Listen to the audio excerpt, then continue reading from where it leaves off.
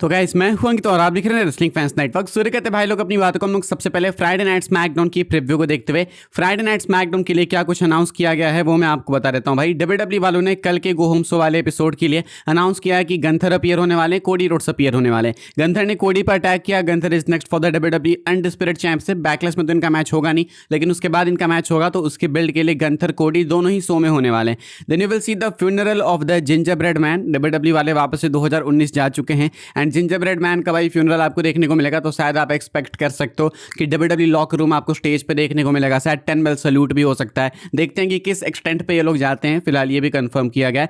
Page and ब्री बेला ये दोनों ही advertised हैं भाई कि होने वाली हैं, टैग टीम चैंपियंस हैं, तो ये आपको अपियर होते हुए देखने को मिल सकती हैं। And then Tiffany Stratton versus Kiana James आपको देखने को मिलेगा। मैच है इनका सिंगल्स मैच यूएस टाइटल के लिए। And then you will see Rhea Ripley, Charlotte Flair and Alexa Bliss versus the Fatal Influence. तो ये सब कुछ अनाउंस किया गया स्मैकडाउन के लिए। एंड अगर ऑनेस्टली मुझसे पूछोगे देखने लायक शो है या फिर नहीं, तो अभी ऊपर से देख के तो नहीं लगता भाई कि देखने लायक शो है। प्रोडक्ट डेफिनेटली अच्छा हो सकता है अंदर एग्जीक्यूशन के वाइज, लेकिन अभी मुझे लगता नहीं है कि ऐसा कुछ मस्ट वॉच एपिसोड है। एंड मैं नोटिस करते आ रहा हूँ भाई एक पैटर्न पिछले काफी टाइम से, मुझे लगता है 2 साल हो गया कुछ या 1.5 साल तो हो ही गया होगा, कि गो होम शोज बहुत बेकार होते हैं। चाहे वो मेनिया का गो होम शो हो, चाहे समर स्लैम का हो, बाकी तो बैकलेस जैसे रद्दी शो की तो बात ही मत करो। तो ये गो होम शोज बहुत ही वाहियात होते हैं। तो आप तो भाई या तो गो होम शो देख लो, नहीं तो इंटरनेट वगैरह से ही न्यूज़ ले लो भाई कि क्या हुआ क्या नहीं हुआ, बिकॉज इतना कुछ बहुत मेजर होगा नहीं। वैसे भी तुम देखो स्मैकडाउन से भाई बैकलेस पे क्या ही इंपैक्ट होने वाला है। मेन कहानी गंथर कोडी की है, तो गंथर कोडी भाई आपको बैकलेस में कंपीट करते हुए देखने को मिलेंगे ही नहीं। जिंजर ब्रेड मैन का फ्यूनरल देख के क्या हो जाएगा बैकलेस पे इंपैक्ट, कुछ भी नहीं। पेज एंड ब्री बेला का कोई लेना देना नहीं है बैकलेस से। तो जितने भी सेगमेंट्स अनाउंस किए गए उनका बैकलेस से कोई लेना देना ही नहीं है। हो सकता है जे का फाटू अचानक से आ जाए, वो अलग बात है, वो एक चीज़ हो जाएगी, लेकिन बैकलेस से जब लेना देना ही नहीं है तो ये शो भाई बैकलेस के लिए गो होम शो कैसे ही हुआ।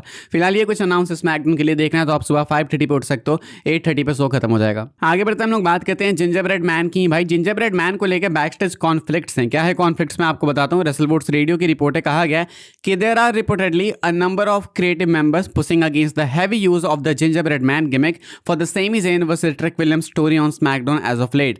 One source near creative called it hokey and archaic. मुझे नहीं पता ये हॉकी एंड आर्केइक उनका क्या है भाई, कुछ अपना होगा, कुछ मुहावरा या फिर कुछ, तो मुझे नहीं पता क्या है, लेकिन कहा जा रहा है कि डब्ल्यूडब्ल्यू के अंदर भाई क्रिएटिव मेंबर्स ऐसे हैं जो कि इस आइडिया के अगेंस्ट है कि भाई ये जो हमने जिंजर ब्रेड मैन कर रखा है ये सेमी ज़ेन ट्रिक विलियम्स के बीच में, ये सही नहीं है। एंड 2026 में भाई ये चीज़ें बहुत अजीब सी लगती है कि हम लोग आगे नहीं बढ़े क्या। लाइक 2019-18 में ये चीज़ें होती थी, 20 तक हम लोग आगे नहीं आए क्या, 6 साल बाद भी। हालांकि बहुत टाइम बाद ऐसा कुछ हमें देखने को मिला है। मुझे देखो ऐसा नहीं है कि बहुत दिक्कत है इससे, डब्ल्यूडब्ल्यू ऐसे ही है कि हाँ भाई इंटरटेनमेंट है तो स्टार्ट से ऐसी चीज़ें होते आई है, कुछ ये नहीं है। लेकिन बात है कि जब 2019 में विंस के टाइम पे इतना क्रिटिसिज्म था इन सारी चीज़ों पे, याद होगा रोमन रेंस का भाई एक बिग डॉग आया था मैस्कॉट, तो जब उन पे उस टाइम पे उतना क्रिटिसिज्म था तो इस पे भी होना वैलिड है भाई कि ट्रिपल एच रन कर रहे हैं तो भी कुछ नहीं बदला।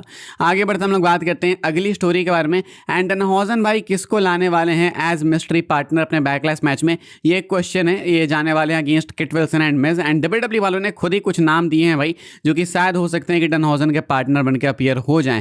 नाम इन्होंने दिया है भाई CM Punk and CM Punk rumoured भी है। सुबह मैंने आपको रिपोर्ट बताई कि सीएम पंक इज रूमर्ड कि शायद वो अपीयर हो सकते हैं मिस्ट्री पार्टनर बनकर डैनहॉजन के, लेकिन अजीब सा डाउनग्रेड नहीं हो जाएगा। लाइक ऐसे रेसलमेनिया मेन इवेंट करना, वो भी नाइट टू रोमन के साथ, एंड उसके बाद बैकलैश में भाई डैनहॉजन के साथ फेस करना मिज एंड किट विल्सन को, बहुत ही भयंकर डाउनग्रेड हो जाएगा। लेकिन just for a moment may be ये हो सकता है क्योंकि भाई दोनों रियल लाइफ फ्रेंड्स हैं। एडब्ल्यू में भी बहुत ही इनकी अच्छी दोस्ती थी, तो हो सकता है सीएम पंक हो। एंड अगर उनको कार्ड में बुक करना हो तो हो सकते हैं। R-Truth हैं, उनका सेंस बनता है गिमिक सिमिलर सा है भाई, फनी सा, लेकिन R-Truth तो ऑलरेडी भाई डायमंड पिस्ट के साथ हैं, तो मैं इनको रूल आउट कर दूंगा। Mister iguana makes a lot of sense, but मुझे नहीं पता कि लोग कितने एक्साइटेड होंगे मिस्टर इग्वाना को देख के। अगेन इनका गिमिक मैच करता है। मिनी डैनहॉजन जो कि रेसलमेनिया में आए थे, शायद वो हो सकते हैं। एंड एक ओबा फैमी का नेम है, मुझे लगता है ओबा फैमी भी हो सकते हैं, बिकॉज डब्ल्यूडब्ल्यू वाले शायद मेनिया के बाद उनको बैकलैश पे भी बुक करना चाहें, लेकिन क्योंकि इनका अभी कोई कहानी वगैरह ऐसा चल नहीं रहा है तो मुझे लगता है कि हो सकता है कि इनको यहाँ पे डाल दें, क्योंकि ऐसे भी अभी रैंडम मैचेस ही हो रहे हैं ओबा फैमी के, तो यहाँ पे भी एक रैंडम मैच हो जाएगा। एंड वैसे भी ये शायद मीट एंड ग्रीट या कुछ तो है जहाँ पे डैनहॉजन एंड ओबा फैमी साथ में आने वाले हैं, तो क्या पता ये एक हिंट ही हो। आगे बढ़ते हम लोग बात करते हैं भाई डब्ल्यूडब्ल्यू रिलीजेस की। पिछले कुछ टाइम में हमने देखा कि बहुत से सुपरस्टार्स निकाले गए एंड हम लोग रेगुलरली सुनते आ रहे हैं कि अभी और सुपरस्टार्स निकाले जा सकते हैं और बजट कट्स हो सकते हैं, पे कट्स हो सकते हैं। लेकिन अभी एक नई अपडेट है, मेल्टजर का कहना है कि अभी फॉर नाउ ज़्यादा एक्सपेक्टेड नहीं है कि सुपरस्टार्स रिलीज किए जाएंगे।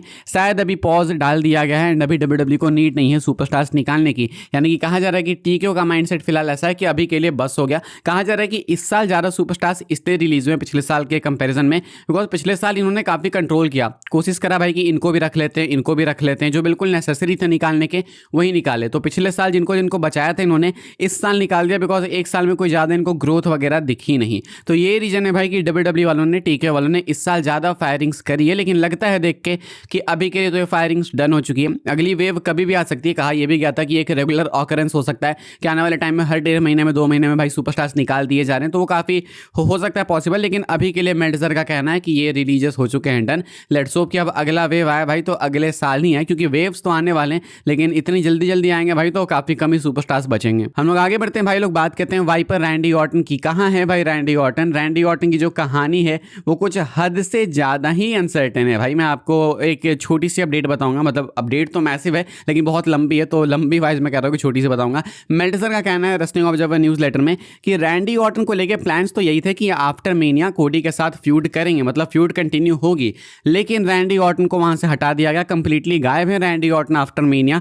एंड कुछ दिन बाद 1 महीने कंप्लीट हो जाएगा, रैंडी ऑर्टन गायब हो जाए है, मतलब उतने लंबे टाइम से प्लान था कि ऑर्टन कोडी हो, लेकिन अब हम देख रहे हैं कि गंथर कोडी हो रहा है। गंथर रोमन प्लान था, यानी कि रैंडी ऑर्टन के साथ कोई सीरियस इशू है। ऐसा तो नहीं कहते हैं मेल्टजर कि वो सीरियसली इंजर्ड हैं, लेकिन रिपीट करते हैं कि रिपोर्ट्स का मानना था, इन्होंने सुना था इनसाइडर सोर्सेज से कि रैंडी ऑर्टन मेनिया से पहले हर्ट हैं। हमने मेनिया में देखा भी कि अपने बैक को काफ़ी फेवर कर रहे थे। एंड रैंडी ऑर्टन पता नहीं भाई हमेशा इस चीज़ से इतना ज़्यादा सफ़र क्यों करते हैं, लेकिन रैंडी ऑर्टन को बैक सर्जरी लेनी पड़ी थी, मुझे मालूम है, अच्छे से याद है। लेकिन इतना ज़्यादा अगर हर मैच में रैंडी ऑर्टन सफ़र कर रहे हैं तो भाई I think it's time to tap things up. मुझे लगता है कि रैंडी ऑर्टन अपने टर्म्स पर अपने करियर को एंड कर दे तो सही है। मतलब ये सुनने में थोड़ा हार्श लगता है भाई कि ऑर्टन को रिटायर होने को बोल रहा है, लेकिन तुम सोचो अगर अनफॉर्चुनेटली रिंग में रैंडी ऑर्टन जैसे लेजेंड को इंजरी हो जाए एंड अनफॉर्चुनेट तरीके से वो रिटायर हो तो अच्छा लगेगा क्या? इससे अच्छा कि एक रिटायरमेंट टूर प्लान कर ही लिया जाए, बिकॉज हर 3 मैच में से 1 मैच में रैंडी ऑर्टन को बैक इंजरी हो ही जाती है, मतलब वो सफ़र करते ही हैं।